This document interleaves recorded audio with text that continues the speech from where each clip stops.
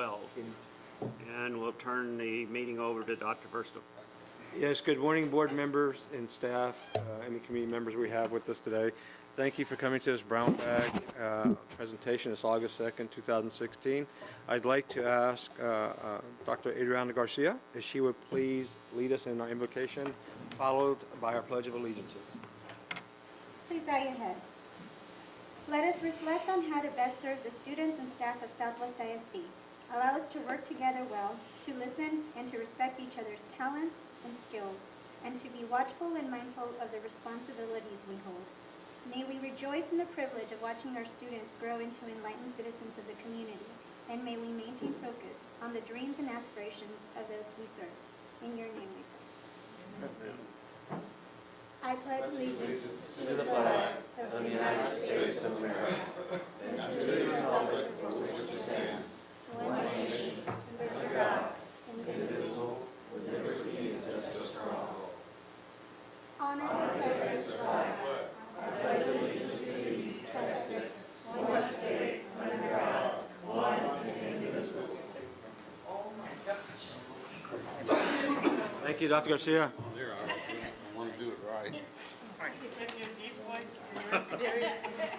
All right, moving right along. The next thing on the agenda is business and financing budget update.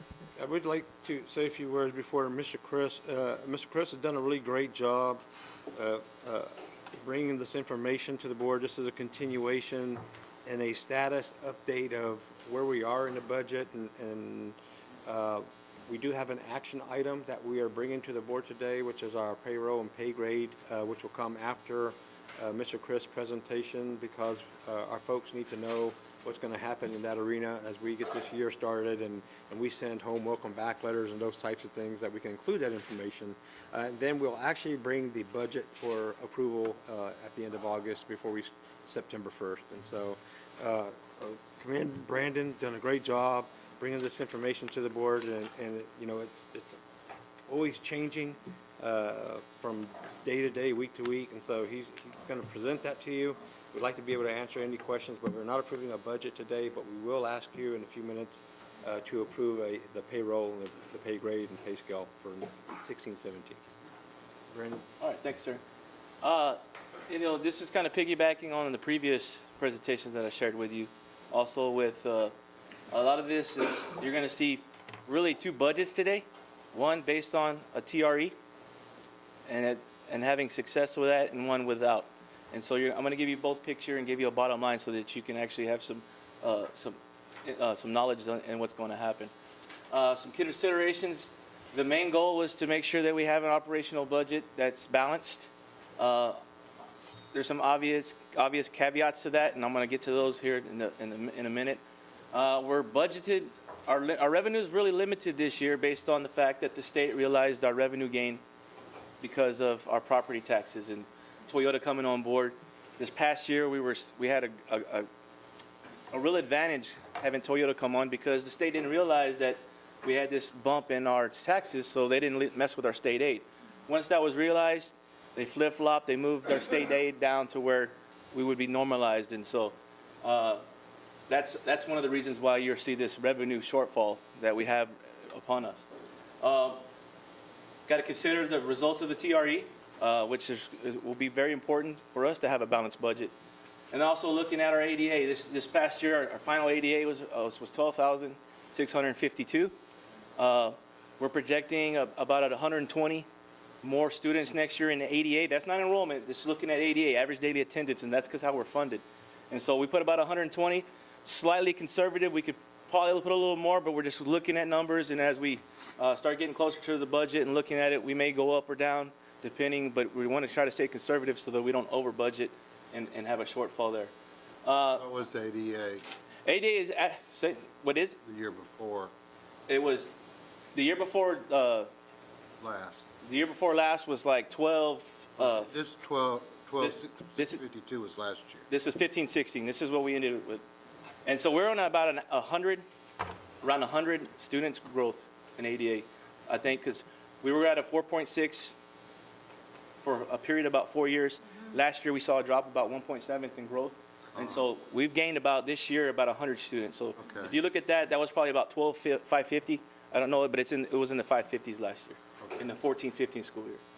So we saw about 100, so we kind of saw where we kind of decreased there, not only with Slowing growth? slowing in growth.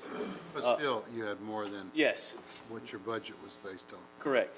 Well, this last year, we projected close to the 12.6. Mr. Valles actually was around 12.7, but it balanced out because we picked up some monies and some FTEs in like special ed and career and technology where it helped to balance the budget there for the revenue. Today's projection is based on a draft of 2% and the 3% raise, which you'll see later on as an action item. And so you're getting numbers that are updated with payroll, with everybody being included for Resnick, some new special ed staff, some new pre-K that the board decided to move on. And so those are in there. Also, when we look at budget projecting next year, what items might come out of fund balance is legacy, and you'll see those numbers. And well, I'll give you a picture of where fund balance is right now with that being put into, that $7 million being taken out of fund balance next year. So, looking at this revenue, here is 15-16 revenue. This is this past year, previous year, our revenue was about $113 million is we got, and you look here, this is the state funds. And this kind of goes in line with where we receive money. We get money from state funds, then we have local taxes revenue, and then we have other revenue that we get, which is like MSB. We get some indirect costs from our federal programs, and so that's where that money comes from. So in 15-16, our revenue was about $113 million. Without the TRE, we are projected to be at about $106 million, almost $107. So you see that the TRE, and this is on the M&O side, and so if we weren't doing a TRE, if we weren't moving those 13 pennies, we'd be around 107. And then with the TRE, you actually see an increase, and we're actually going to have more revenue projected, and that has to do with taxes, because we're adding 13 pennies to our taxes, so you see that we're actually raising more taxes than we did previously in the last couple of years, and also because we are taking advantage of those 13 pennies, we are getting more revenue as far as the state, and we're getting it back where it's comparable to where we were this school year. Okay, so overall, the difference from with the TRE or without the TRE to with the TRE, just in state aid, we're looking to see about almost 5.1 million in state aid. As far as taxes, taking advantage of the 13 pennies on the M&O side, you get about 3.1. Now, you have to understand that we're going to raise taxes on the M&O side, and we're going to get 3.1 million, but we're also dropping taxes on the INS side. So on the INS side, we're losing about $2 million. Now, the reason why we're going to be able to realize most of this year, because our presentation is we're going to gain $4 million over the next 5 years. That was what's in the video. Because over time, we're going to have to use M&O money to pay our debt payment. So our debt payment is about $14 million, or actually $17 million. On the M&O or INS side, we're going to raise about $14 million with state aid and taxes. Right now on the INS side, we have some fund balance that can cover next year's INS payment. So next year, we get to take advantage of the full gain of the TRE. The following year in 17, 18, we're going to spend all our fund balance in INS, so we're going to have to take advantage of some M&O money or some fund balance. And so that's where you start detracting some of this money out. There's not really, we'll still get the $8 million, but I'm going to need $2 or $3 million of it to pay our debt payment. And so understand moving forward after this year, that's where the 4.6, the 4 million over time is what we really gain. But this first year, we get to take advantage of it. Okay, and so I don't know if I was clear on that. Does anybody have questions on that? I just want to clarify, you cannot use M&O funds to pay for the debt. Correct. What you can use is if you have leftover funds. Fund balance. And so we have to be disciplined, meaning Brandon has to be very disciplined, is not writing a balance budget of a surplus that will be left over so we can make the debt with those funds. And we will pass a resolution on the board as part of our tax law process so that we have a resolve that says we are not using M&O funds to pay, but if we do have leftover funds, we will be okay for our debt. You're setting the debt money aside, is what you're saying? No, we're No? saying that if we have surplus funds left over from our annual M&O budget, we use those surplus funds.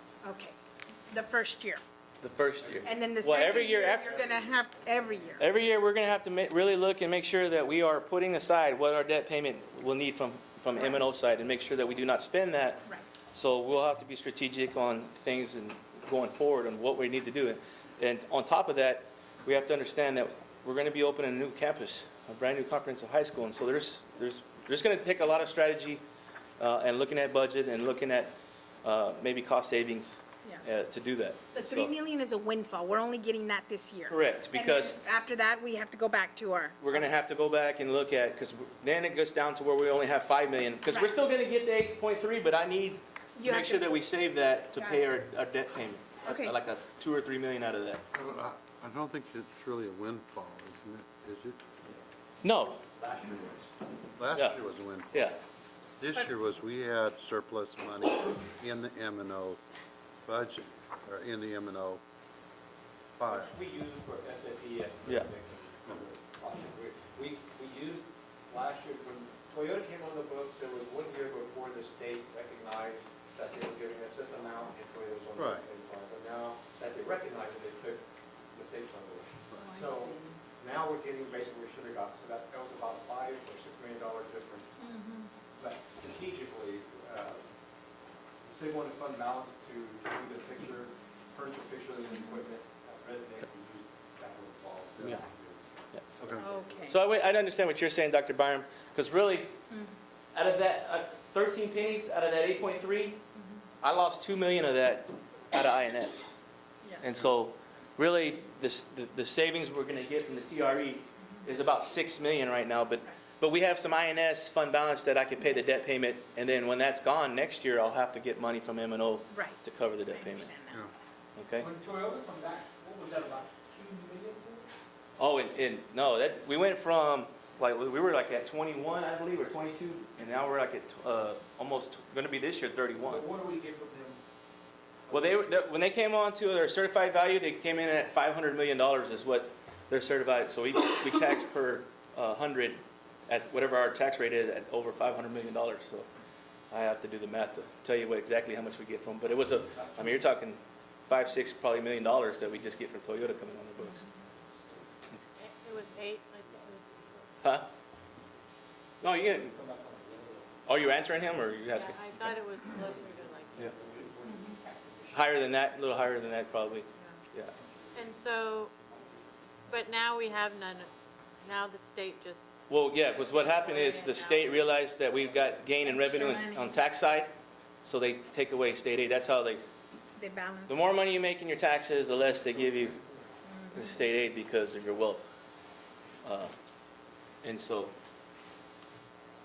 just to give you a picture of that, if you look here, if you look at the revenue versus the expenditure, we're getting, actually, revenue versus last year and this year, we're getting about 6.9 less if we don't do a TRE. If we do a TRE, we're gonna get about 1.4 more, and that's because last year we got the big bump, so we'd actually make more money doing a TRE than the gain we got from Toyota coming on last year. But the difference is about 8.3. So the bottom line, actually, I'm gonna talk about budget first. And so this is a budget payroll cost that includes the 2 and the 3% raise, because it's a projection. This includes the Resnick admin staff that we had on, plus a few teachers that we couldn't just fit into it. Also, you have some special ed staff and some pre-K staff. And so the payroll budget was around 92 million this year. So you see an increase, yeah, and that includes a 1.9 pay raise, because it's about 1.9 million for a pay raise if we do a pay raise, and then it includes all the staff members that we added, and I have a breakdown of that too. And then these budgets are pretty much in line with what we spent last year, except there are some operational costs that I had to add for the new middle school, new high school, because you're going to have utilities come on board for Resnick for the whole year. AC is going to be going the whole time. You got legacy that's going to be turned over to us that we're going to have to turn on all the systems and keep them running and maintain. It won't be as high because there won't be as many students, but we have to project that. And then we have some other costs like our insurance, adding those schools to our insurance policies, and just operational things. So that budget's about 115 million right now. And so if you look at the overall picture of where we are budget-wise, and I put the green one up here, this is with a TRE.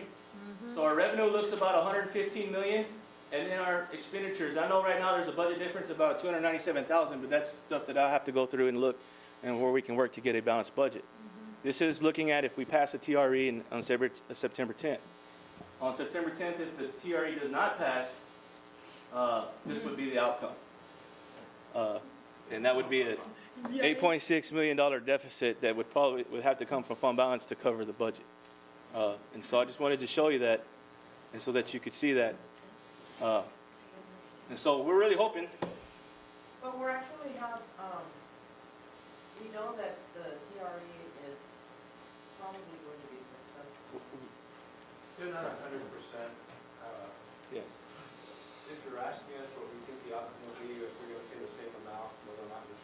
And so one of the great questions that was asked after we showed the picture of the last meeting was the video that showed why.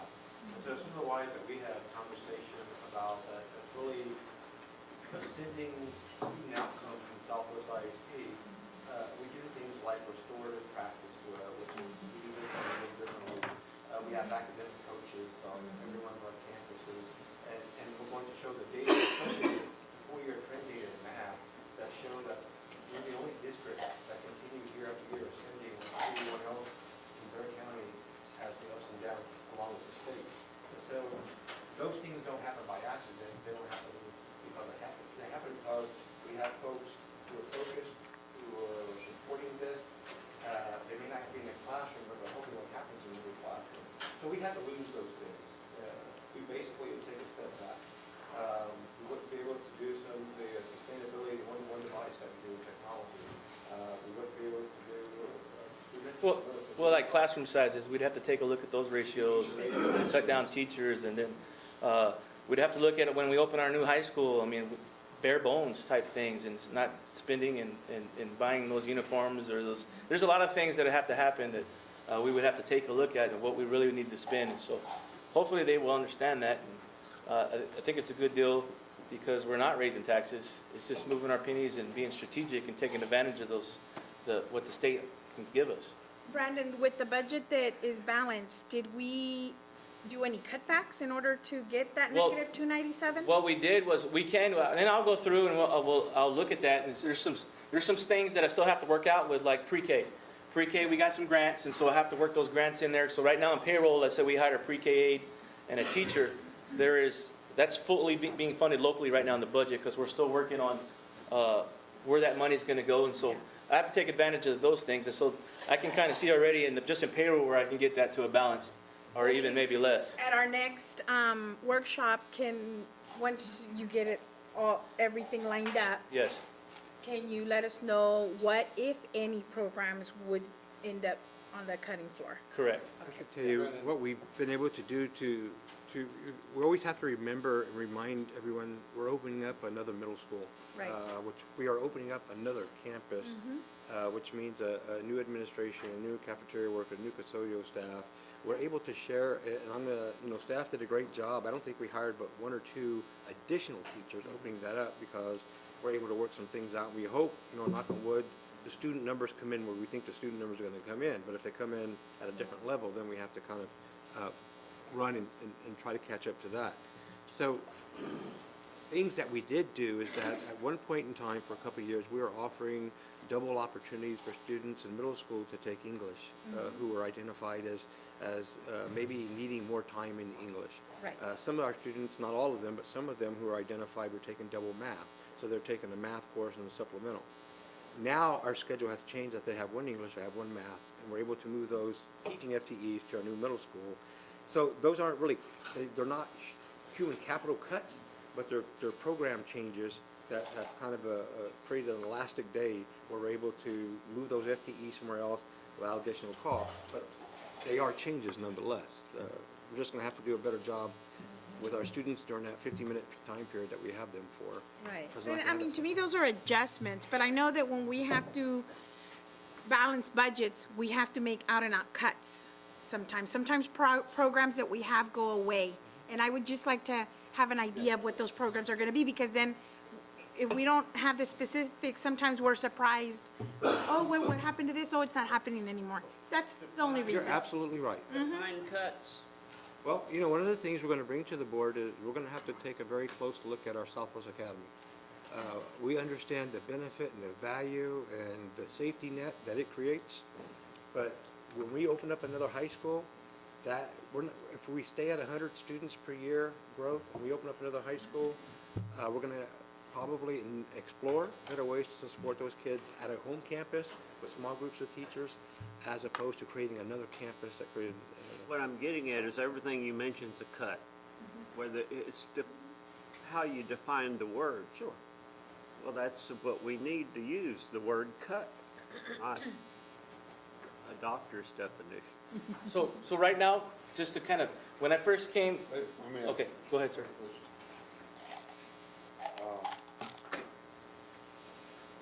First of all, Resnick is a beautiful school. This is the wrong time to say it, but they are doing a wonderful job in making that just a gorgeous school. And all of the work that they've done, talking about our own people, in the offices, I think it's going to be wonderful. And secondly, you're doing a really good job on these budgets. I didn't think anybody would ever be able to figure out what Manny was doing, but you're doing a great job. But you made the statement that if the TRE doesn't go through, that we'll have to go into fund balance, and we will. But I don't know that I would present it that way. Okay. I would present it more the way Mike just said. I mean, we're going to have to cut. Yes, sir. I think number one, that's realistic, and number two, that people need to know that we're going to cut if they don't pass that thing, because it would be real easy to say, well, just take it from fund balance, but we don't want to do that either. What we want to do is pass this TRE. I think that that when you hit these times when you really have to really look at what you're doing, you really have to look at everything what you're doing. And just as an academy, and I don't care which way it goes, but the academy was a really good idea at that time. There was no other place. But now you have two new schools, both of which have fewer than their capacity, and that doesn't make much sense. The point being is that you might have to look at those kinds of cuts. Yes, sir. I would like to go on the other side, and I would like the academy to be one of the last things that we try to cut. Absolutely. I don't, I think that population of kids or children is not gonna function well in a 1,000 plus or 2,000 plus environment. So, as many kids as we see graduate from there every year, I don't even know. It's like 50 something or whatever. 42 last year. 42, then I'm just afraid that there would be 42 dropouts. I really want to look at, I don't want that to be, oh, that's a big dollar amount, so let's chop it first. I'd really like to not chop it. Understood. And we hear both points and both valid points. And that's why we need to bring that dialogue and information to the board and take our time through next year to look at this. Even if the TRE does pass, there are some things that, if the legislative session comes out like everyone's predicting it will, no big changes, nothing going to be any different when we get into June of 2017, we're still going to have to do some things, but it may not have to be to the drastic level that we cut a whole program. We will have to see what it's going to take to open up a high school, what funds we have. I'm going to tell you, Harlandale's been doing the TRE for over 9 years, and they've benefited from the, if you do 9 times $4 million, from that $36 million more than to operate. Being able to not extend a burden to our taxpayers and to increase our operational revenue is something I think we can all support. And that's the message we have to carry out, because ultimately I think Keith is right. We can go to fund balance, but it can only be 1 year. After that, we go into drastic freeze mode. Anyone you still got the cost. We have to, we can't do it. Legacy cost. But just what Ida's saying right here, this is why you need to use the word cut. That gets everybody's attention. You understand cut.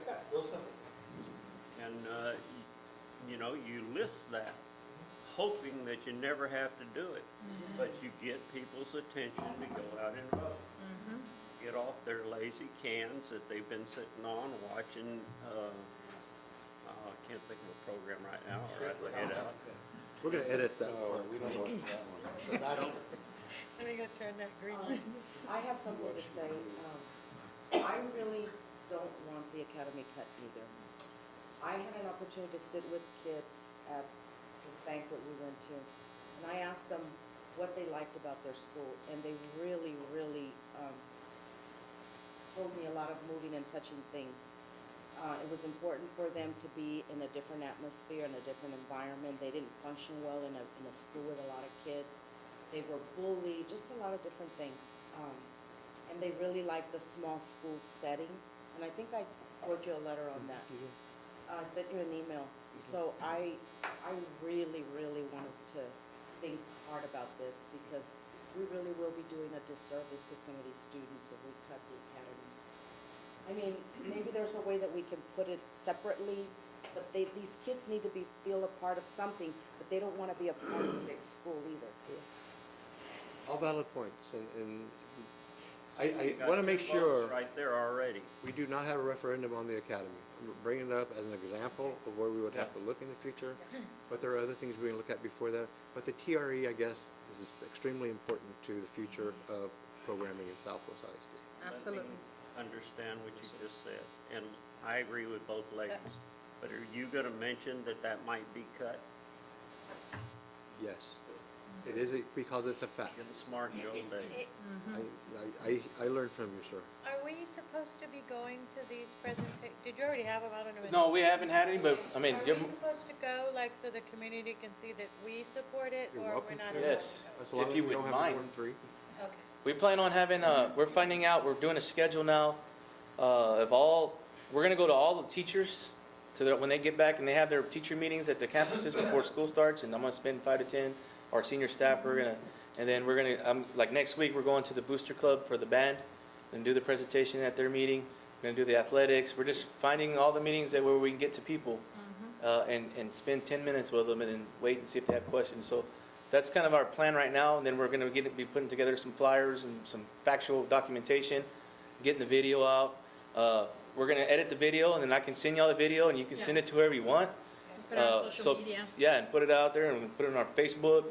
So it's, we're adding the why to the video right now. Because you remember we had the video, and at the end, I could tell you why, but if we just send somebody the video, we wanna show them why in the video. And so, and when we talk about cuts, right now, we're talking, it's just planting a seed, but then when we come back, like the academy, for example, I would give you everything that's a cost for the academy, for salaries, payroll, operational, and we'll do that across the board for programs. Right. And then that's a decision that overall we'd have to make, but then you'll have all the information. Right now, it's a draft here, and the idea, and optimistically, that we have a successful TRE So that's September 10th. September 10th. When do we vote on the new budget? The new budget, we're going to vote on the budget at probably August 31st. Well, Are we gonna We have vote to on adopt the budget before September 1. We're gonna vote on the $8 million deficit budget? And I'm actually working with Mr. Atkins, and then I'm going to work with John to figure out the best way to do that. Because I think that we can adopt a balanced budget based on that the TRE is going to fail, but have a kind of like we have where if they vote yes for this, this is what we're going to do. And if they vote no, this is what's going to happen for the tax rate. And so it'll be similar with the budget. And then like example, what Dr. Byron talked about is right here in capital outlay, we have some projects that are non-bond. So there's $2 million there for things that we're looking at, we possibly need to do next year, that if it doesn't pass, there may be $2 million where we say we're not doing these projects, we're putting them off. And those are types of things that we could do for the budget. Brandon, the second budget that you present, if the TRE does not pass, does that have to be balanced, or can we present a budget in the red? And I have to do some research on that, and that's why Okay. I'm working with a consultant to look at that. But right now, we're looking at passing a balanced budget Right, with the TRE. with the TRE. And then having the second budget. And then when we may have to come back if it doesn't pass in September, and do an amendment to the Okay. budget Okay. to make the changes. You don't have to present both? No, in the it'll be beginning. one budget, but just understand that Yes, the budget will be based on the TRE passing. sure.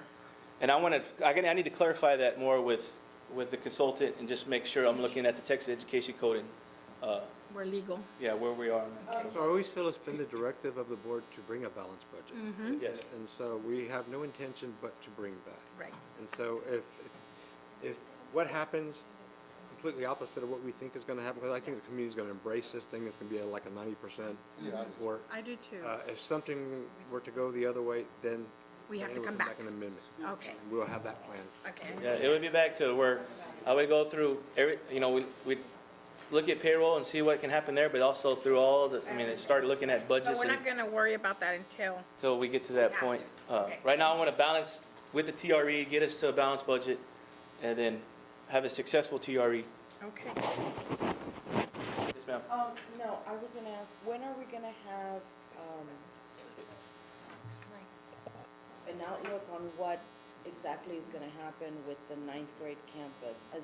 Do we know right now that we're putting all those kids back in the high school? Yeah, it's a great question. So, I'm just wondering about the budget cuts, because that's gonna be, but I know that there was talks. Go ahead. And so that was kind of giving an overall picture of the budget. This was for legacy next year. I know that it has Resnick, I actually took that off. But for technology infrastructure, we've already done the cabling, but we're gonna have to go on with all the servers and all the points. And so that's about $800,000 that we're projecting, that's E-rate. And then you have the camera system that we have to put, and we spent about $200,000 at Resnick, so I'm doubling it because the size of that building, and we have some other buildings, and we may want to do something with the press box because of the value and where it's at. And then the furniture and equipment.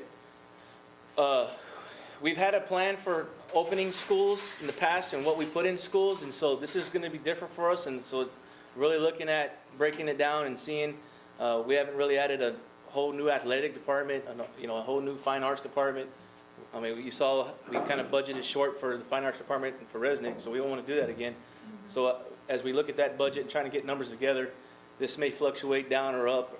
I don't know at this point, but so that's kind of a forecast at about the $7 million.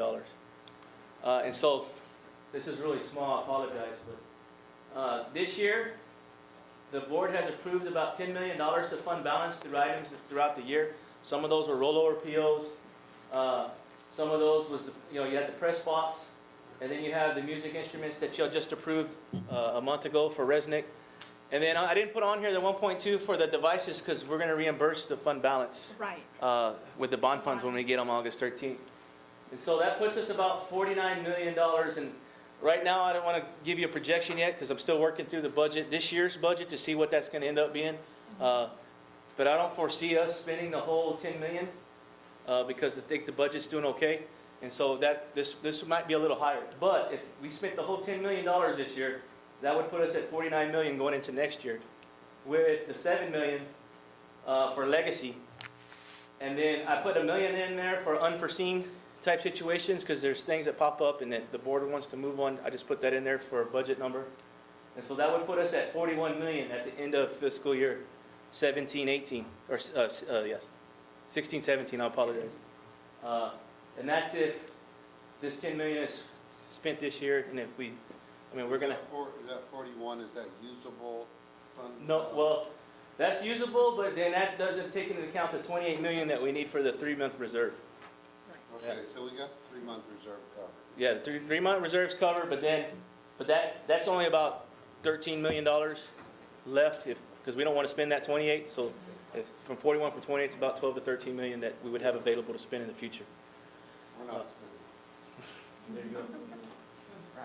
So, budget's pending, the final salary and employment, we're still bringing those in and finishing up also with what the board decides to do later on in this meeting. And other requests as they come in with things that have to happen next year's budget. Maybe we're the CNI or business and finance that have to do, whatever the request that comes up. And then also the TRE result. Upcoming, August 16th, the next board meeting, we'll be certifying the appraisal roll and the values that just came certified.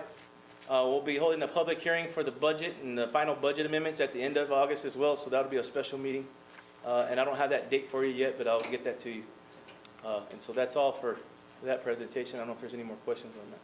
Just on the TRE, do you think you can have a little time, I'd like, so that if I get asked questions, I know what I'm talking Absolutely. about. So I can come visit you? Correct, yeah, or anytime. This is very important to me as you as well, so I'll meet with whoever you want anytime. If you bring people, I'll be there. I mean, every vote's gonna count, so, absolutely. Actually, Brandon's in the process of working with our public relations to make a fact sheet. Okay. And you'll have that digitally, and you'll have that on copy. All right, next thing on the agenda is to consider approval of the 2016-2017 pay scale. Commissioner, I'd like to introduce Mr. Brandon Chris. Brandon, long time no see, Yeah. sir. So, what we're asking the board to approve is the 2016-2017 pay scale, which will include a 2% and a 3% raise, 2% raise for our professionals and a 3% for our hourly and paraprofessionals. I have listed, you have a document there, it looks like this, it's probably in front. It gives you the breakdown of around town, kind of the other districts and what they did. Understand that the other districts and meeting, talking to them, we're not the only ones facing this type of situation with funding and financing because of what the state has decided in the Supreme Court case. And so most of the districts now, and I know that I think it was Northeast that decided to give a raise, and they were giving it out of fund balance, and this was probably going to be their last raise for a couple years. And so a lot of the districts around this is kind of like their, I don't want to say last hurrah, but it's kind of their chance to give a raise and to see what's going to happen in the future if the state doesn't come in and help out with funding. And so you have the breakdown. We pride ourselves in being the top, one of the top paying schools in San Antonio. This raise will still give us that chance and make that available. I also have on here what it actually costs, what the actual person gets. So you get $1,150 added to your basically your step if you're a teacher, counselor, librarian, nurse, social worker next year. You see the scales there, the administrative scale, it sets that scale, it sets the professional scale, and then the hourly scale. Bus drivers get about a 53-cent raise with this pay raise. I also put in here the historical, so you see what basically you guys have done over the years in pay raises, and so I wanted to share that with you. And then the last thing I had is the stipend list. These are the stipends that we give each year, and those things are pretty much all set. And you probably don't see these, but I would like for you guys to approve these because you should approve these. There are some new ones in here. We've made some changes with the Fine Arts Department. They did a study around town, and we want to be comparable to the other districts, and so there was some changes for fine arts. There was also a stipend change for ESL. We don't give a stipend for an ESL teacher, so that's a $1,500 stipend. And then another stipend for principal and special assignment. And so those are, The yes. ESL is certified in ESL? Yes, Yes, And they have to have ESL students. Oh, that was the question. yes. yes. So you have to have ESL students too? Yes, and that typically is at our secondary campuses. We have ESL teachers that are teaching in an ESL pull-out model, and we have never provided a stipend. And then we do have some elementaries who have ESL programs that did not get a stipend either. So we're just making Okay. sure we create some equity. Brandon, do we know how much our health insurance went up for our teachers this year? We do know that, but it was, as far as the market, it was minimal. I think the biggest plan was like 4%, How you turn it off? and the others were it's like 2 and 1. I can get you those numbers, but it's, I'm just curious, the dollar, like this raise? Yes. It's more, right, than Yes. their health insurance Yes. has gone up? yes, that should impact it. So. The list that has all the other independent school districts with the percents, they've already announced their percent Yes, increases? these are the ones that announced. Judson decided not to. Southside, they're announcing theirs tomorrow. Okay, I think historically they've done that after everybody announces they do theirs. okay, And so this is kind of where everybody's at. okay. Well, I think this is pretty good. And I don't think that we kind of let people know that that schools pay this much in the first year. Is that in the form of a motion? No, Or do we have to make a motion? I move we approve the pay scale. Second. Yeah. Motion's been made and seconded. All those in favor say aye. Aye. Opposed, no. Motion carried. Thank you, sir. Yeah, I don't think we do enough advertising how well. We're we at the do. top, right? You know, I was going to say, you're probably right for lay people, I'm going to tell you, within the industry, Southwest is seen as extremely competitive. I'm going to tell you, and I thank you for the motion and the approval. I don't have to go back and change the welcome back letter to the employees that we wrote yesterday, because we know how much this board supports our teachers. I'm going to tell you, our teachers know at Southwest. And one of the things that Dr. McAndrea stated she's going to get out is to carry that message forward. We are a high-tier compensating school district, and we are a very successful school district. And so our recruitment effort will include that information. Internally, everyone knew about our board support. Did you look at your scale? I know your VPs were short there for a few years, and I haven't pressed you on it. It's hard to look at, yes, we have looked at it. You have some systems who recognize a year at 226 days. You have some systems that recognize a year at 235 days. You have some systems that recognize a year at 242 and 260. And, you make less daily rate, but you have more days. And so it's all in what the flavor of your district is. I can tell you, looking at our VPs, I think we're a little bit outside the market. I think it's something we have to explore. I think that our principals, because they are year-round, in our system we recognize 226, and I think there's about 3 or 4 others who do 226, that one does a little more than that. But our principals, I think, we're competitive on 226 days. We would not be competitive if, they're at 215, like most elementary principals are. So, Ms. Ventura has that chart. We have already contacted a TASB compensation specialist who's working out a contract to come in, and we're going to go through and look at those areas. But they do need to be looked at, just to make sure that we're bringing to the board a very competitive system. I can tell you right now, our teachers, if you rank them in Texas, I looked at this last year with TSDA, our teachers are ranked for 35 in Texas, which is not bad. Not at all. Is Alamo Heights is not on here? Are they paying more than we are? No, they might be right at 50,000. Oh, wow, a lot They less. just- So we're back to being on the very top then. We'll be 1, 2, or 3. Normally Southside waits for us, and we get $50. Really? Yes. I have a question on, going back to the stipends.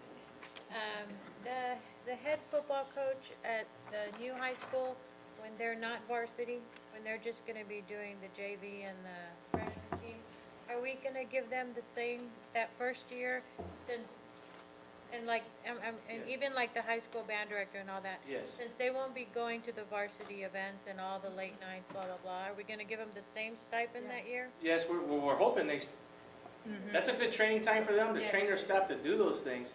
They should be going out scouting and practicing those things, and they should be having spring football just like the other schools. And so they need to run their program like a varsity program, even though they're going to be playing a different schedule. And so we're going to compensate them for that. But at the same time, the expectation is that they run it like a varsity program.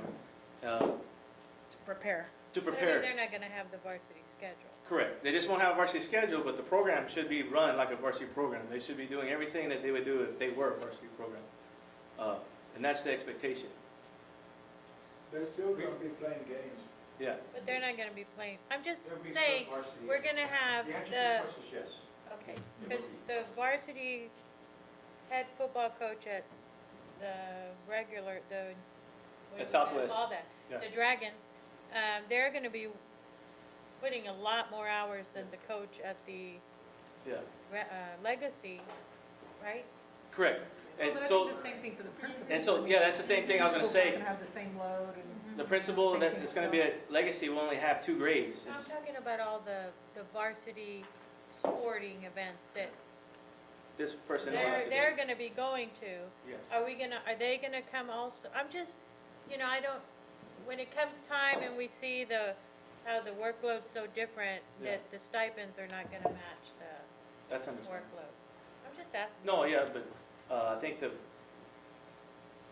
expectation is that, I understand that they're not going to have these games that are going to be like varsity games on Friday night, but we expect them to work like a varsity staff. For all the traveling, they're not Yeah. gonna be traveling.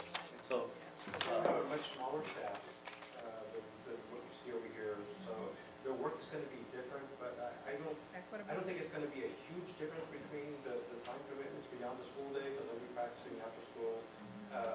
I know Northside's gonna open up their high school same year, so we'll play each other every other week, we'll have that conversation, because they're gonna be looking for someone who's a sub-varsity. Oh, good. Northside opens up 9 through 11, we're opening up 9-10, so. Okay. You know, we'll have to have some conversation about how we do that. And so we'll be playing some sub-5A teams, so we may have some Friday night, Friday night lights. opportunities, to even play on that stadium over there. If not, the expectation would be that they're over here because we're all one family. And they're either helping from the top, Right. looking at things, or something up and not going home. This is the first time we're gonna do it, Yeah. right? So, I mean, if the other school districts have done the same with the stipends, no matter what grades are at the high school, I'm okay with that, but I just don't wanna get into I'm going home at 5 o'clock, you have to stay till 3 because you're Correct. going to Corpus, but we're making the same amount of money. You know what I mean? We also talked about, it's hard to ask somebody to take a pay cut to go be a head coach, if they left here, in case we're going with Mr. Carter. He goes and he actually becomes that middle school coordinator for half a year, then we go to the high school for half, Yeah. the other half with Paris for, if we looked at that, he would actually take a pay cut. We did not want that. But I mean, bring up a valid point, because we also talked about, the students who go to Legacy, we're not gonna have a bunch of annual, basically, so what opportunities do we create so that they can march, here on a Friday night, or can we send our team to go play over there on a Friday night? Because we have to kind of make that connection, that we're one family. It may be Legacy, and it may be, just Southwest Legacy, but it'd be good to send our kids Southwest to go play a game on Legacy too. Yes. But they may not like that, they may say this is our field, we gotta work through a lot. I was just curious, Yeah. you know, And I can get Coach Wagner to reach out to the other DADs at open schools and just get an idea figure it out. for About that. the, yeah. Yeah, I'll see. Okay. Yeah, we're going to have a conversation next spring. I think it'd be a great It's not a topic. whole conversation. I'm just curious if we had thought about it. We don't have to do that. But if you can ask Pete just to check, Okay. make so the sure other that school we're the same as everybody else. district. Sounds good. All right, TASB update 105. I'll try to be as quick as possible through 105. One thing you, Are you finished? Thank you.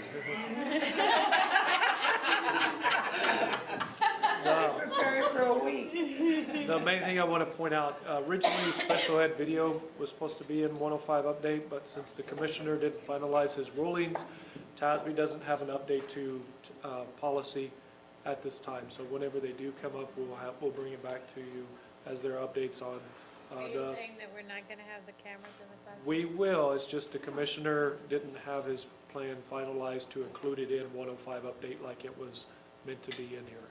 So I'll give you the quick version through this. BFCF, BJCF is about superintendent, they changed some verbiage in there and also added a non-hearing clause if he didn't request it. BQ, plan, yes, sir. Sorry. Do we have to do this? Yes, Yes. we have to do what? Do we have to change our policy to conform to this? You do not have to. We have a liaison with TASB Legal that they're, this is what they're proposing to the board. The board has a, local policy is up to the board. It can't go below what the legal policy is, but you can have additional limits to it. And so if you do not have to adopt that one, that's why we have a first reading, so that we can take the information and go back, and if it's gonna change, bring it back to the second reading. That's what the process is all about. To answer your question, no, we do not. Yeah, okay. The legal ones, yes, we don't have. Do you recommend that we have it? Local, it says local. You yourself? Yes. Okay. This process, but I mean, it's not up to me, it's up to basically, you represent the community. Yeah, but we Right. don't know. And I'm sorry, I don't want to take up any time in this either. But I've been studying this, and the first surprise I had was when I read that we don't have to just arbitrarily approve these things, just because TASB sends it down here.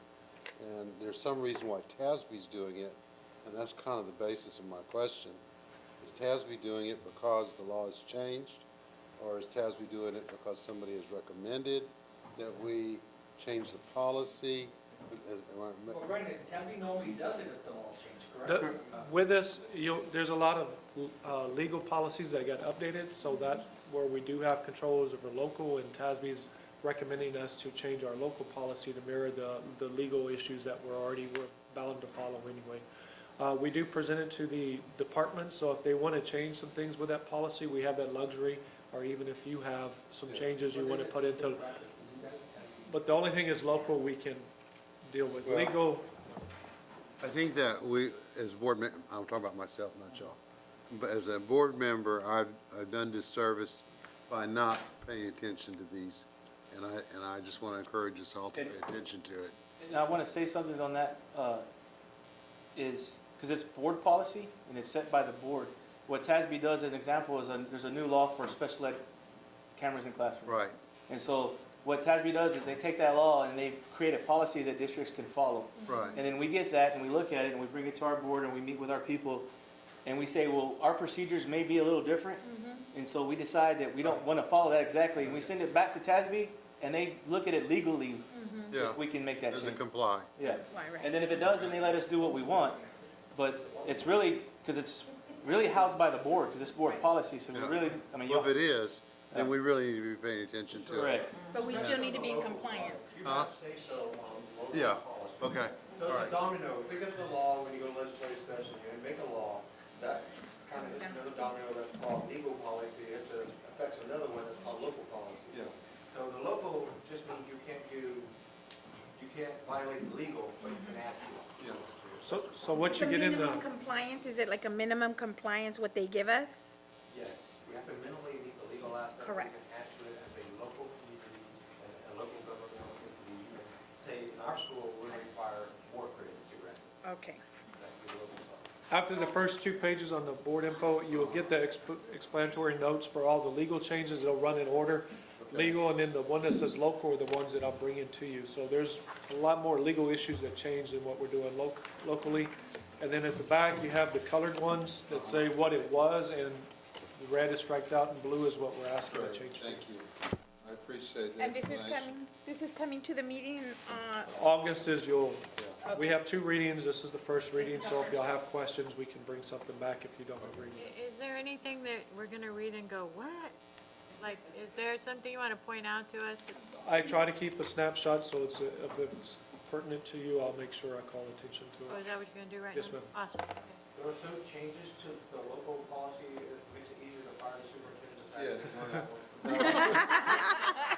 I move That we was the approve good that one immediately. That's the class I'm going to right away, how to fire, academy, how to fire the superintendent. Yeah, okay. So BQ, the planning and decision-making, we're adding vision is also another item that the board will approve along with the mission and goals that they typically do. CLB, groundskeeping, they changed pest control, so it's just an update of what our people have to receive the training. CLE, grounds, in regards to the flag, it's the board needs to make sure that they require us to post flags in every classroom where we do Pledge of Allegiance. CPC is Office Management and Records, and we talked about this one this morning about some changes. We have to decide which of the 3 options we're going to do and make sure we follow the record schedule of the Texas Library. DBA, in regards to requirements and restriction, as you know, we went from No Child Left Behind to the ESSA, so everywhere in here in this update, highly qualified is removed from all of board policy, and so that was the bulk of the legal ones. And on here, second page is BFBB. Term contracts, again, we're removing the highly qualified, but they rearranged the characteristics of protected characteristics. BFFA is removing highly qualified. BFFB is removing highly qualified. EHBD is the special programs in Title I, which we're a Title I district, but we make sure that all of our funds are spent equally across the board. FDC, admissions of homeless, they made some changes to provide more training for the liaison, and also enrollment in the school of origin and disputing resolution process is also added to that policy. So that's it in a nutshell. If you need anything else, I'll try to explain more, but most of the changes as 105 is due to changing from No Child Left Behind to ESSA. Why are they removing highly qualified? That was a Yeah. federal requirement. What was the purpose for that? I mean, don't we always hire Yes, ma'am. State requirements is one thing, and that's what we're reverting back to, is back to the state certificate. Teachers get a certificate, and sometimes because of No Child Left Behind, there was more requirements on top of that, but now it's back to the state requirements, state testing. Thank you. Anybody, any questions? Thank you, Jason. Yes, ma'am. Even if Alright. Dr. Byram doesn't want to hear, I do. He said he does now. I do, I didn't care before, Oh, but yeah, now I he do. does. like it when I used to Now I do. How long you been on the board? I didn't like it when I read it to you. You're right. No, wait a minute. All right, the next thing is. Just tell us about it. Instruction 2016, the STARS trend data results. Thank you, Joanne. Dr. Fay. I don't care about this. I don't care about this, but look at this substation. So do I have like 20 minutes or 5 minutes, or how long do I have? 30 seconds. Is it okay with the board if we go like 10, 15 minutes beyond the 1 o'clock before we go to closed session? Well, do I have to? I'll go. I say I will stay for you, Lloyd. I'll be here. It's nap time. Dr. Byram can Other stay than on. that, 15 minutes beyond, we still have a closed session that will take 5 minutes, I promise you. Okay. And what Dr. Fay has is important information, would like, not like the federal highway. Okay, that's fine. I'll stay. If we get for 30 minutes, we'll go to 15. Yes. Well, I don't know if I can give If it you 30 answer minutes. this question. I'm gonna put a timer on. 30 minutes. Are we going to have cameras in the Lexington classes? Joanne, how much time do you need? I need 40, but I'll go in 30. Let's go. I'd like to ask you for a timekeeper in future round. Get off. Yes, I am. I mean, I do. And so we have, you have in front of you several packets of information. The first packet that we'll cover is actually the test scores that were reported in the paper, basically, for Southwest ISD, and it's a comparability report to just last year. The second one is kind of a data picture of how we will end up on accountability. I felt like that was important to start getting into that conversation. And then the final packet is just more of some trend data of what we have seen at Southwest ISD in grade level by content since we began the STAR assessment. And so I'm going to go through, I guess I'll point this direction, is what you see in the first column on every one of these slides, and there are 18 of them, is how the state did on the particular test. So this one, the first one is third grade math STAR. The second column that you see in every one of them is going to be how the district overall did. And then what we decided to do this year was instead of putting them in alphabetical order by campus on how we do, we actually ranked them. So the first campus that you'll see is the campus that performed the best in that content at that grade level. And then all the way down to the campus that did not perform as well. And so what you'll see in third grade math is that the state actually took a little bit of a dip, but not anything that drastic.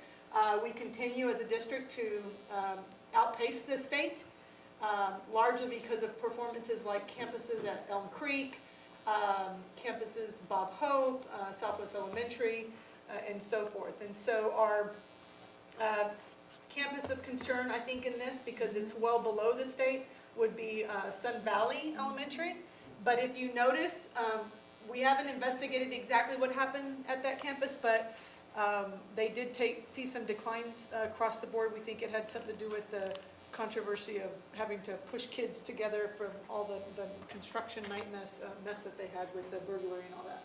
So I'm not really concerned about that, other than we had masses of students who didn't perform as well as they had the year prior. And so, but overall, I think campuses are doing quite well. So the second one that we have, oh, I just enlarged that, sorry about that. So the next one that we have is fourth grade math. You'll see again that Southwest ISD outperformed the state.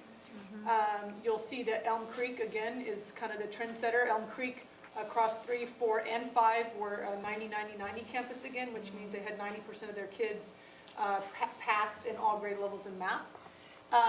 You'll see Big Country stepped up this year, and then right behind them, Crewald, Southwest Elementary.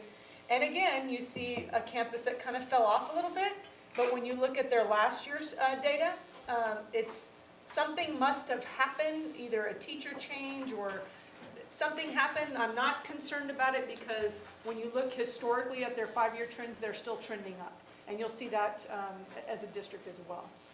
And so, any questions on that one? Wasn't that last year at Hidden Cove?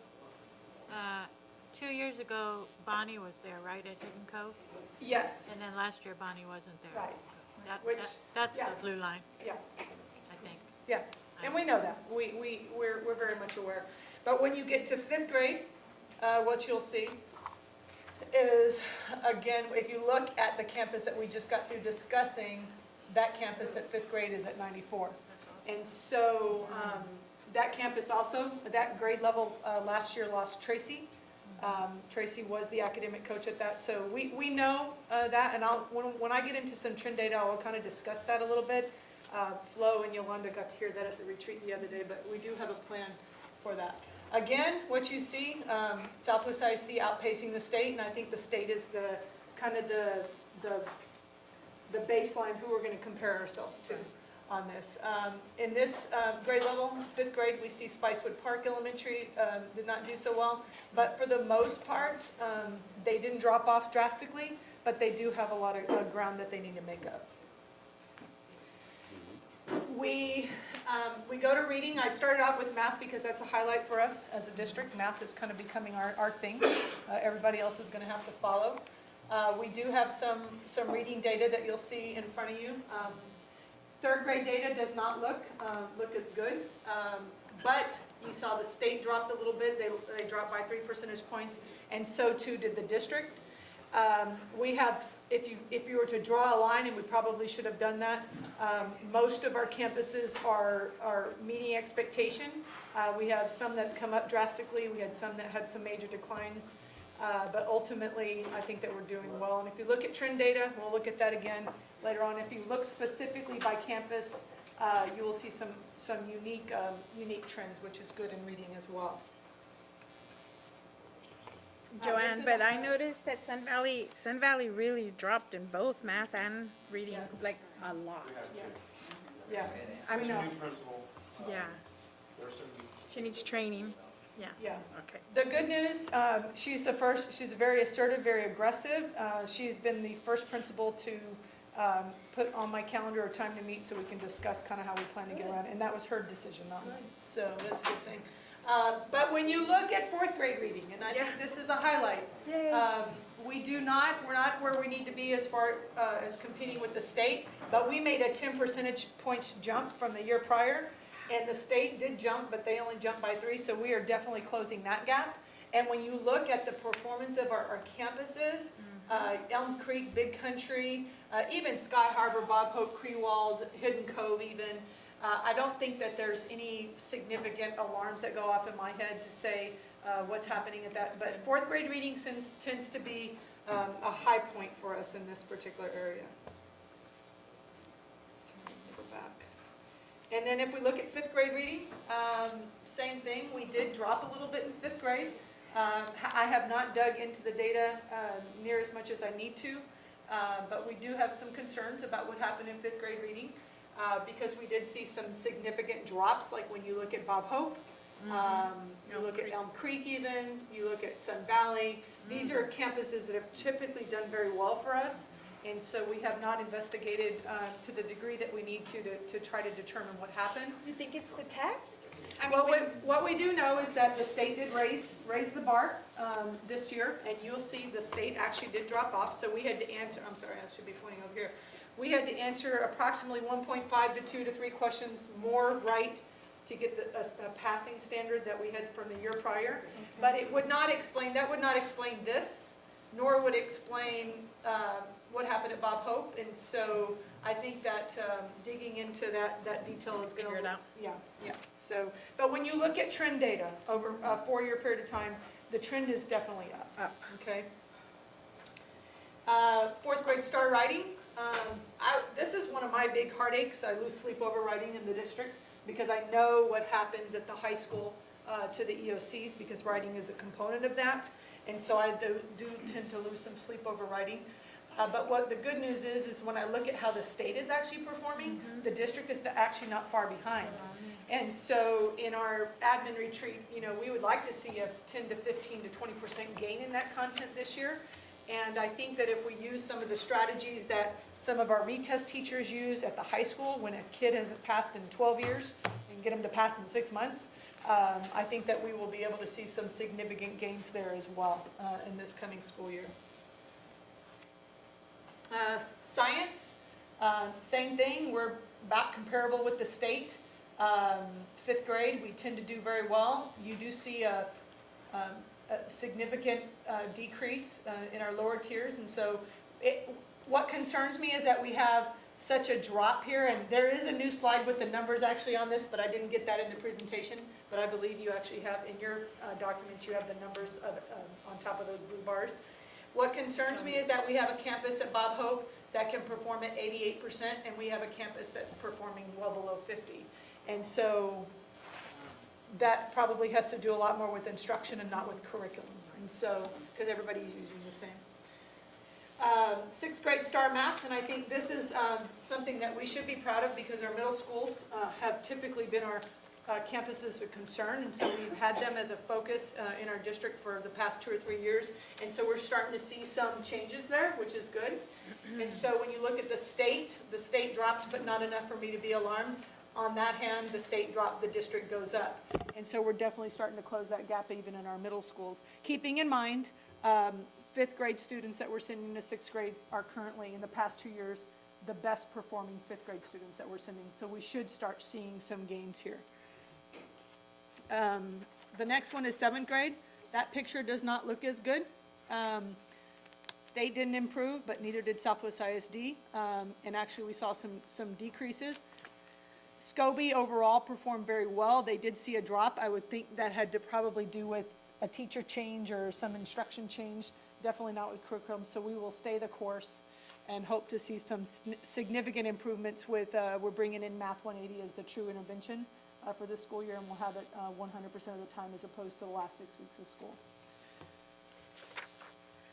8th grade STAR. Yeah, they have a, we'll go back to that one. When you look at McAuliffe, they did see some gains, good gains. We need them to see better gains, just like all the other campuses, sorry. But I'm excited about what could happen there. 8th grade, I think this is a highlight, definitely. Scobie Middle School outpacing the state finally, and that was huge because last year they were pretty neck and neck with them, and this year we just kind of surpassed them. And I think on that note, what you see happening across the district is that we're closing that gap. But even at McNair took a big jump, and even at McAuliffe we did see some significant increases, and so we're very proud of what's going on at our middle schools. 6th grade STAR reading, again. You see us struggling at 6th grade in reading. Reading seems to be a concern, and I think that y'all appreciate the tail end of this presentation because that will be our focus for the year. As a district, we're well below where we need to be compared to the state. And when you look at the trends in math, where Scobie tends to excel, they're not excelling necessarily at that grade level, but you know, McNair seems to do better. Interesting. When you look at feeder pattern data, and that should be something that we definitely in my division look at, that should not be the case at these 2 campuses, and so we'll have to dig into why that's happening. 7th grade reading, again, Southwest ISD does not fare well compared to the state, but we definitely have a plan for that. We're about 9 percentage points off, just being comparable to the state, and when you look across the campuses, where there is a difference between Scobie and McAuliffe, they're pretty all around the same area, and so we definitely have some work to do in that content. 8th grade STAR reading, this is great. All of a sudden kids are motivated. I think teachers are motivated because it doesn't make sense that 6th grade, 7th grade looks kind of dismal, but then when you look at what's happening in our district, and I don't think we have the state data up there, but we tend to be doing very well, and so those are good things. So we'll figure it out, I promise. 7th grade writing, I have heartache, heartburn, lose sleep over this. But when you look at how we compare to the state, should I be losing sleep? Yes, I probably should be, because this is going to be the first group of kids that enters our high school, has to take those EOCs, and graduation is on the line and their lives are on the line. So we definitely, I have a team that's working with me to figure out the writing piece in our district, and we definitely have a plan to attack that.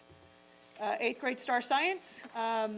This is, interestingly enough, when you look at what happens in science and social studies at our high school, it makes no sense that our middle schools do not perform as well, but they don't. We do not compare to the state. We have lots of ground that we need to make up, and this is science. When you look at social studies, you'll see even more dramatic picture, I guess. But when you look at the high school results in those, you'll see some good things happening. This is social studies again. The state's not doing all that great. They're at 65, but we are so far below them. Wow. The district as a whole is at 51. Interestingly enough, we felt very strongly that we had a rock star teacher here at McNair, and we had a rock star teacher here at Scobie. Interestingly enough, our rock star teacher at Scobie Middle School really drove those numbers up, and so that is someone that we have tapped into from our division to help us align the curriculum, write the assessment, so that we can actually be preparing our kids to be successful. The person that was our rock star over at McNair has left us. He's gone to Judson, I believe. And so. Do you have a plan for McCollum? Because I see that McCollum is much lower than Yeah.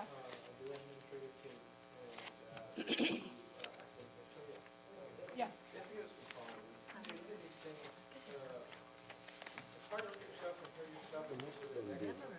Look at the English. They were to compare themselves to 16 results to 16 standard. They send out a thing to compare themselves to 16 results to 15 standard. So, we're not gonna take the easy road out, we're gonna do that as well. Every bar would have been higher. Reality is, you really don't know as a board until we can compare with surrounding districts. Compare, our third through eighth, we're doing some exceptional things, especially in math, and if we can do it in math, we do it everywhere. When you look at some of the drops in reading, man, we don't want drops either, but we're still ahead of most Wow. districts. Yeah. Because other places drop. I think in the years that I've been here, 27 years, I've never seen us with so many grade levels, so many contents above the state average. And the rest of them, I've never seen them so close to the state average. Right. There's some really great things, but when you look at a picture and bar graph, sometimes I can we can't lose, that picture, when we kind of compare ourselves to ourselves. Right. Some of these campuses have always been lower performing, not everyone believes that they know where technology comes from. There are a lot of kind of things we have to work through to get people, and one person can make a huge difference in the difference from Tracy, but say, for those other people. Big messages. Slip under the radar and when doing things is different. So when you look at Bob Hope, we fell, it hurt you, but you understand it's a small campus that, 5 kids changes a big number. So it goes from 90 to 70 real quick. And so, you got to take it all in perspective. Because there's another story. Right. So, yes, we will definitely have a plan. You talking about from McCullough? Yes. You could send one of your old principals back there. Like Homero. I was gonna say, I'll go. Are you saying, I can First go, off. I'll just shut up now. I think that would do the superintendent really good to be able to go back and teach half a day. Can we Yes. put that in our local policy? Sure. So I'm gonna move on, because I only have 13 minutes left. Okay. But this is, on one sheet, how the high school fared for first-time testers.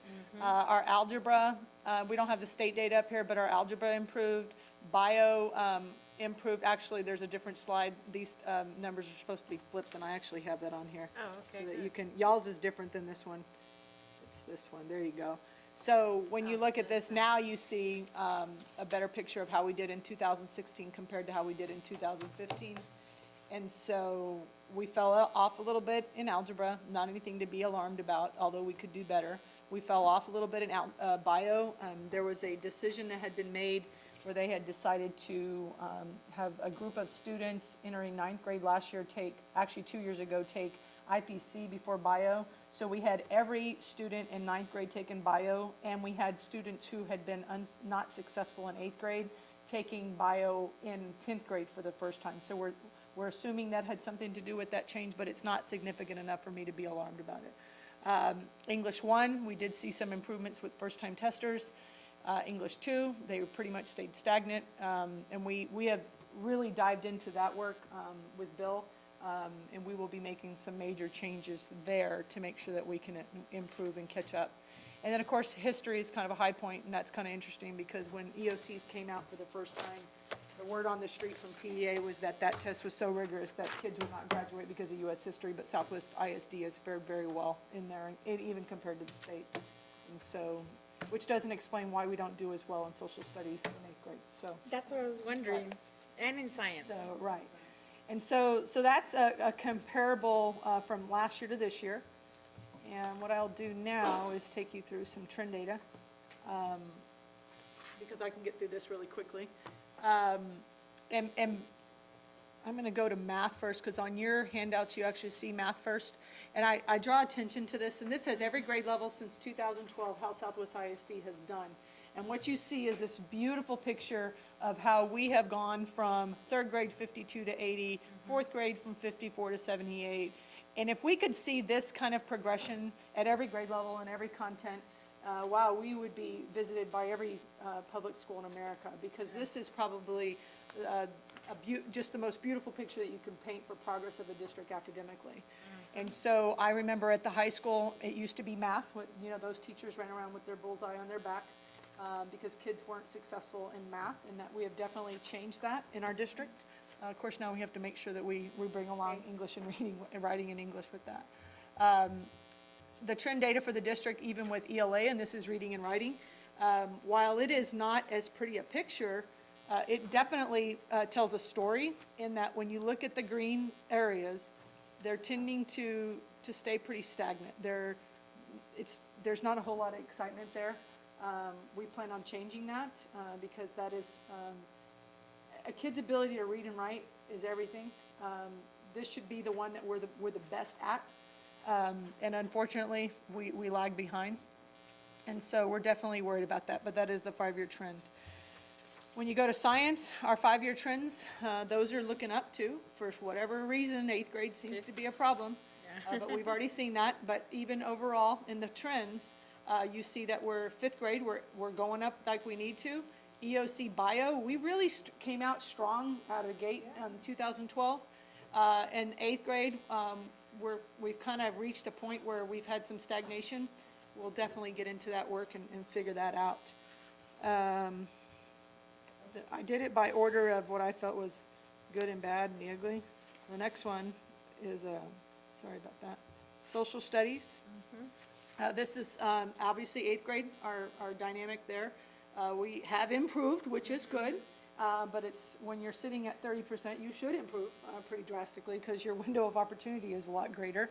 And then when you look at our U.S. history, they too have improved, and their window of opportunity has been a lot smaller. And so we're hoping to a good goal. When you're dealing with those kind of numbers, and you're sitting at 94, 90, you should start improving by. Maybe, how do I get this down to the next one beyond? But Joanne, I don't understand how we go from 51 in 8th grade to 95 in 9th grade. Me either. How does that happen? What? Oh, they take it their junior year. The junior test is actually one for graduation too, so it's a lot more focused. But they don't see it in 9th or 10th, they see it their junior year.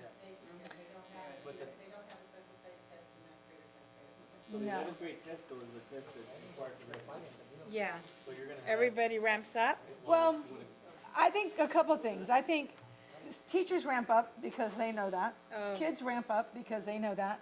But, if that was the case, then our kids wouldn't be doing, that well in bio or when we look at math scores, right? They don't ramp up that degree more because it's a math, there's something wrong. I haven't figured it out yet. Right, okay, yeah. No, absolutely. I don't believe it has to do. I think in most contents, we've figured out the what right now, the curriculum. I think what we're dealing with in those really low performing areas is still the what. I'm not so sure that we have curriculum that is aligned to TEKS for social studies and those areas that are really low. I think that we have figured that out in other contents, and we're not going to waste any more time worrying about that. That focus should be about instruction and the how now.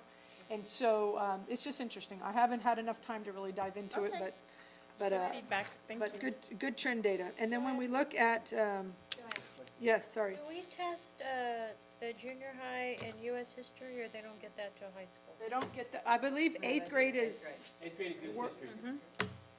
How did Eighth they, grade is US history. right. pre-civil So this is the way I understand things, and actually this is from my parking lot conversation with Miss Crisp on Saturday when we're stuffing the bus in Lidle, was that in sixth grade, they have one content, in seventh grade, they have one content, and then eighth grade, they throw the most difficult content at the kids, and they've had no exposure to that. So we had a conversation, because that's what she taught, is, well, how can we build in some of those things in sixth and seventh grade to make sure that by the time they get to eighth grade, it's not the first time they see things, right? Right. And so that's part of what we're working on. Of course, those parking lot conversations are real important.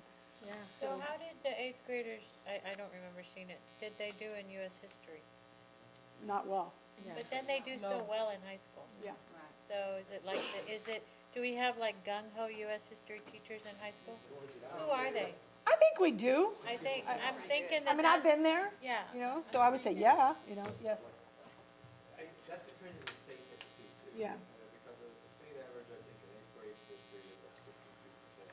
We're at 51, there's 11 points variance. So, but when you look at the state average in US history in 11th grade, it's much, much higher.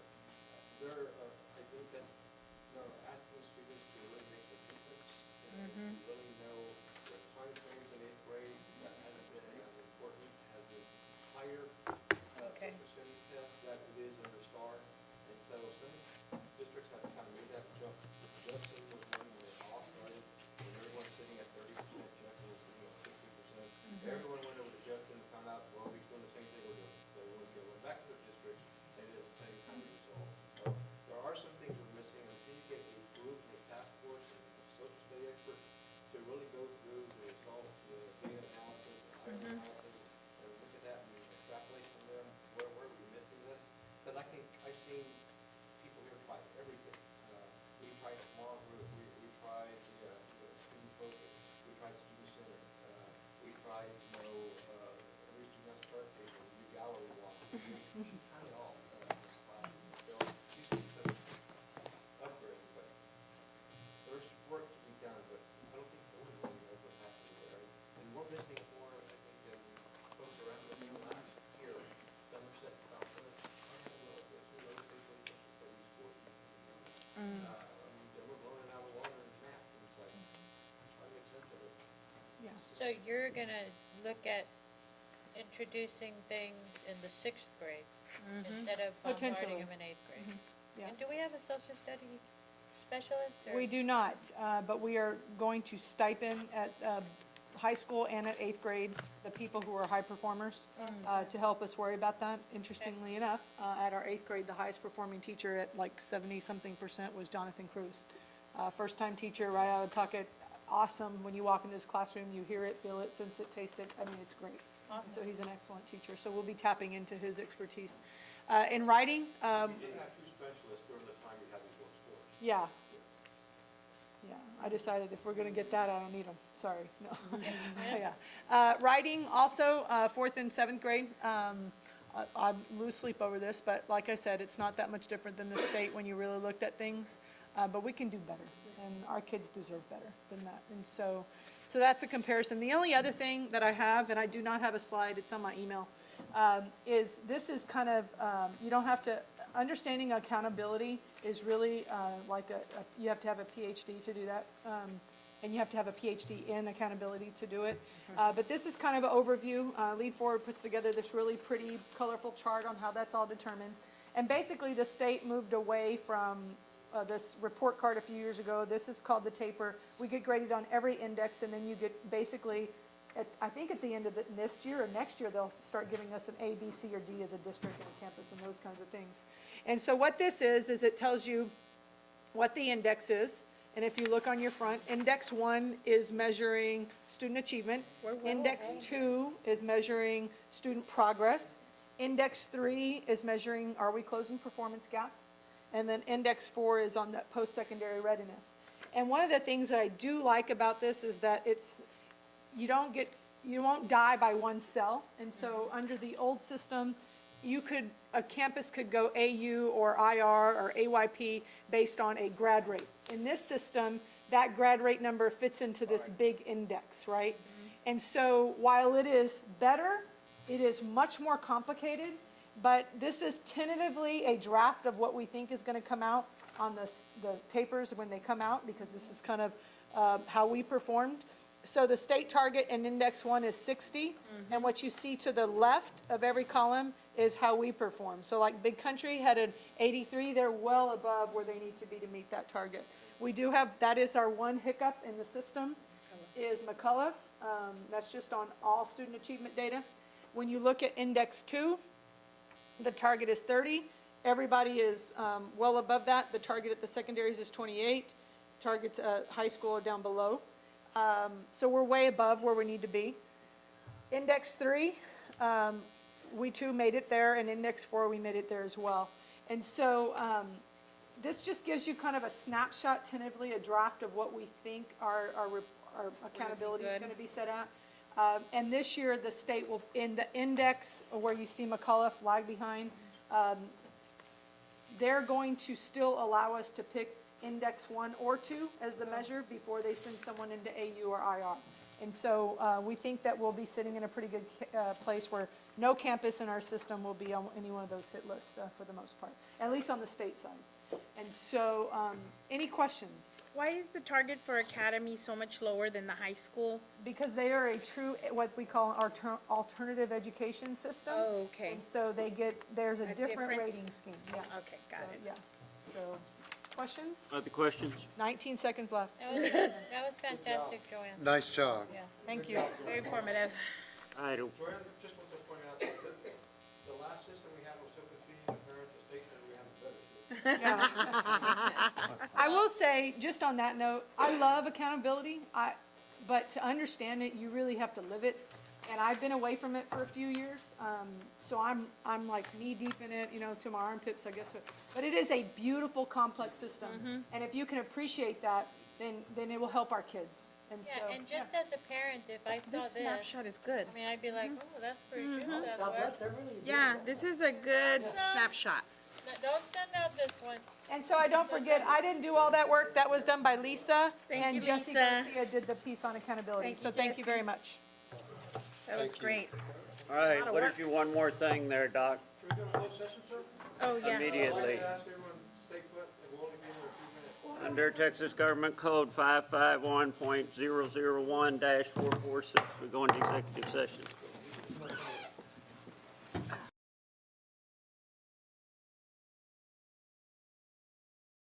We can talk. Motion's been made and seconded on superintendent's recommendation on personnel. All those in favor say aye. Aye. Opposed, no. We'll just pay it. Motion carried. One more thing. I think Dr. Fay has one more thing, but before that, ask Dr. McAndrew, to this large crowd that we have out here, would you like to introduce the change in your division? I would, that is my pleasure. Thank you so much to everyone who's out here. Including you. Mr. McGurr, is Mr. McGurr here? Yeah, he's over there. Okay. We would like to announce our new Executive Director of Human Resources, Jason McGurr. And we were making a official next board meeting, give it a floor. Does that mean since he's the only one here, he has to do all the work? Absolutely. How many more one-more things? Nothing? Well, can't you announce your shot putter?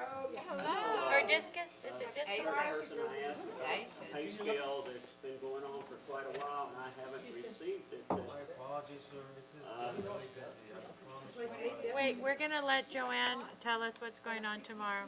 Joanne, will you please inform us what has happened and what is going to happen? So Morgan placed 8th out of 62 competitors across the country in the girls' shot. And the what, for what though? Yesterday, in the shot. No, but what organization? For AAU Nationals. Right? Uh-huh. And then she will compete tomorrow in the discus. And she had excellent practice last night, so I'm predicting good things to happen. But she'll end up in the top 10 again, I think. So. Bravo. Win her mama. 62 was how many competitors were the nation. 3 girls yesterday were in the top 8 were from Texas. Awesome. Other one more things. Dr. Fay's asked me to go work with Morgan. I understand why she's improved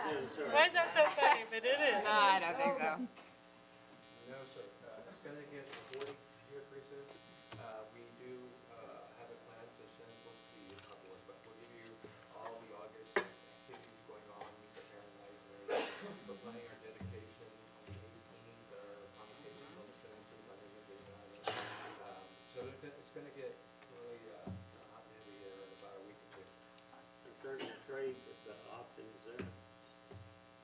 Are we gonna make it a point to pass out stuff at the Meet the Parent nights at the schools for this TRE? We would do we're asking every principal to give us the time to bring all the parents together before they go into the meeting, so that we can do that through presentation or maybe afterwards, but yes, it's better than handing out a flyer because it was already in the floor, literally. So we get the presentation information we're asking to everyone. We're gonna split it up amongst senior staff, folks to go to one or the other. If we're gonna do that, let's make sure that the ACs are on full blast and that it's organized, because most Meet the Teacher nights are so hectic already, because parents are trying to go to 2 classrooms and blah, blah. I don't know that they're even gonna wanna go to a meeting. That's, Well, and you're probably accurate about that, but we can't wait for PTA because the election will be over. It's Yes. really gonna be our only time to get. Yes, people you're there. correct. yeah, I'm just thinking, I don't, okay. The main thing is, we know how to work, and we do what we do, and we know how to go. Okay. All we need is If we have one a campus, positive vote. please everyone do. I'll vote, the rest of y'all don't vote, and I'll vote. Tell them, all your friends do not vote, let something do it. And we got it, we won it. I